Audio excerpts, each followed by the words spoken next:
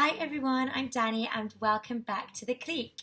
So last night I was very lucky enough to speak at an event hosted by Fitfluence. And I know a few of you, when I told you about this event, were a bit sad because you couldn't attend because you're not based in London. So what I thought I would do is I thought I would share for you today a bit of my speech that I did last night. But any of you that are interested and can attend the next Fitfluence event, I'm actually speaking on the 10th of July, so I will keep you posted on that one as well. So my speech last night, the theme of the speech was pretty much about my journey and the lessons that I've learned since hitting 30. So some of you may already be aware that last year was a pretty big milestone for me because it was my 30th birthday. And one of the reasons why it felt quite important was because I had spent a lot of my 20s feeling very, very lost and feeling very unfulfilled in terms of my career. And I had 30 as the age by which I'd initially hoped to have had my shit figured out, which by 30 it definitely wasn't. But I did actually vow to myself in my last year of my 20s that for the next decade I was definitely going to have my shit figured out, and I was going to start pushing myself further than I had before and was going to really strive to make sure that I reached my fullest potential. So as my final year of my 20s came to an end, I started to get a bit reflective on everything that I'd learnt so far and everything that I wanted to take with me into my next decade. And these are some of the lessons that I discussed at last night's event. So as I said, I just want to read a few of them out for you. So the first one is that you have to do something that you're passionate about. We spend a mammoth amount of time in work, and I was somebody who pretty much thought we didn't really have to enjoy our jobs because work is work, and I thought that anybody that said they enjoyed their jobs was a bit of a psycho. And I've become to realise that actually this isn't the case, and there's a whole world of people out there that do in fact love what they do, and I know this because I am one of them. And it hasn't really been until I've started my own business and I'm starting to do things that I really, really love, so much so that work doesn't actually feel like work, that I've become to realise just how important doing something that you love really is. Another point was to care less about what others think. I used to waste an awful lot of time thinking about what others were going to think of me, and I reluctantly put off telling people for ages about my new business because I thought people would judge me because I was doing something entirely different to what I'd ever done before, and I was doing all these videos and all these posts, and I felt very vulnerable, and I was kind of really worried that there may be some people that might not have liked what I was doing. And you've got to learn that if people are negative about you, chances are it's probably something to do with their own insecurities rather than yourself. I'm always a big fan of the phrase, haters are going to hate, which is really true. So you have to learn to ignore them and do your thing and don't care whether they like it. Next up was to set yourself huge, huge goals.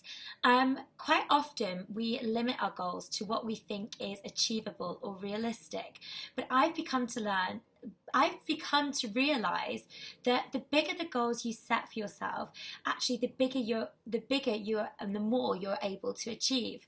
But word vomit. An example of this for me was when I was in my job and I was starting up my business as a side hustle. And my business at the time was really, really new. I'd only just started blogging. I had a very, very small following online. But I set myself the goal of being able to quit my job within the next 2 months, which was really ridiculous because I didn't have any savings behind me and I didn't even have a business to speak of at that point.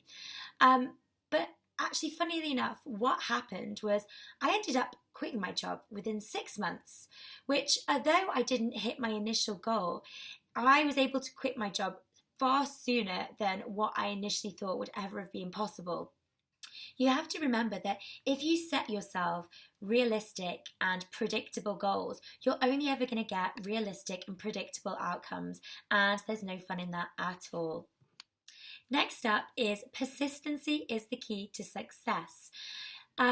People think that they have to jump through these huge hoops in order to get to where they want to be.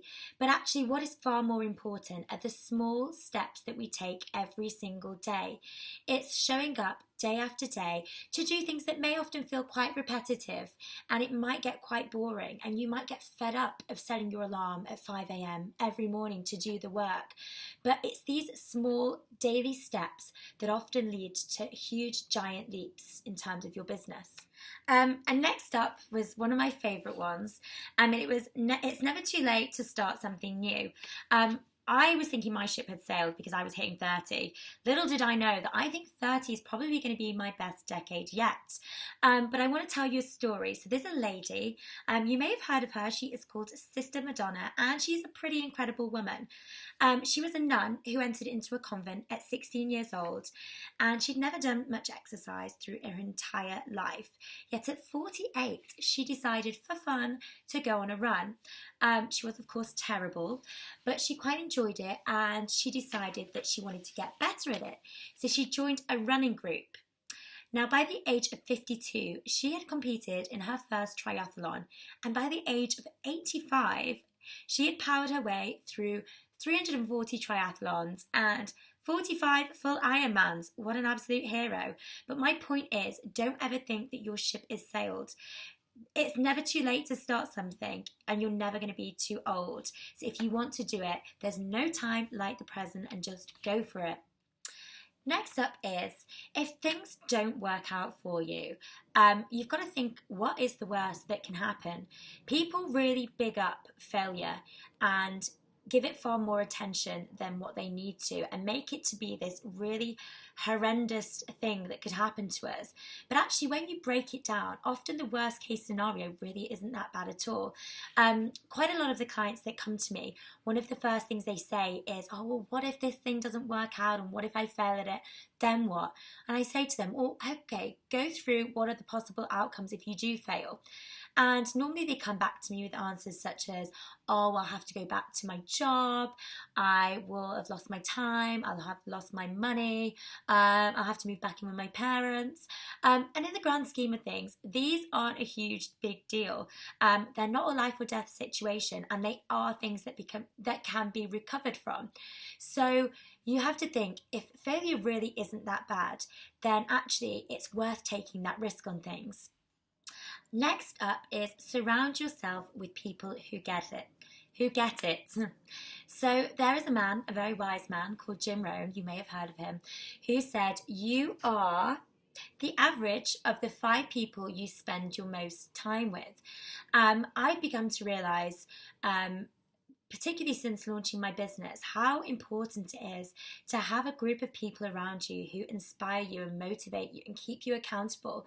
Since launching my business, I have made some amazing connections with some really, really badass women who are doing really incredible things in their lives. And having those people around me just inspires me and motivates me to keep going and keep pushing forward with my own goals. So it's really important to look who are the people that are within your own clique and decide, are these the kind of people that you want in your life, and are these the kind of people that are going to help you move forward and get to where you want to be. So I'm not going to go through all of these points because it was quite a long speech, and I think for video it might get a little bit boring, but I just want to end by saying, start before you're ready. I'm somebody that pretty much now jumps in on everything way before I'm ready. This is a new me. I've not always been like this. I used to really sort of hold back and would want everything to be perfect before I started, and I realized that perfect is never going to happen. You have to start with what you have, use what you've got, and just learn as you go. And that's often the only way there is to go about things. So like I said, I am guest speaking again for Fitfluence, and it's on the 10th of July, and it is at Kensington Olympia. So it's going to be a pretty cool event. It's the Love Organic, Love Natural event. So if you are interested in going to that and attending that, I'm speaking alongside some really mind-blowing women, so I'm really looking forward to meeting them myself and kind of hearing what they have to say as well. But yeah, I'll keep you posted because I don't think tickets are quite ready, but it'd be really good to meet some of you guys at the event. But yeah, that's all for now. Thank you for listening. Bye.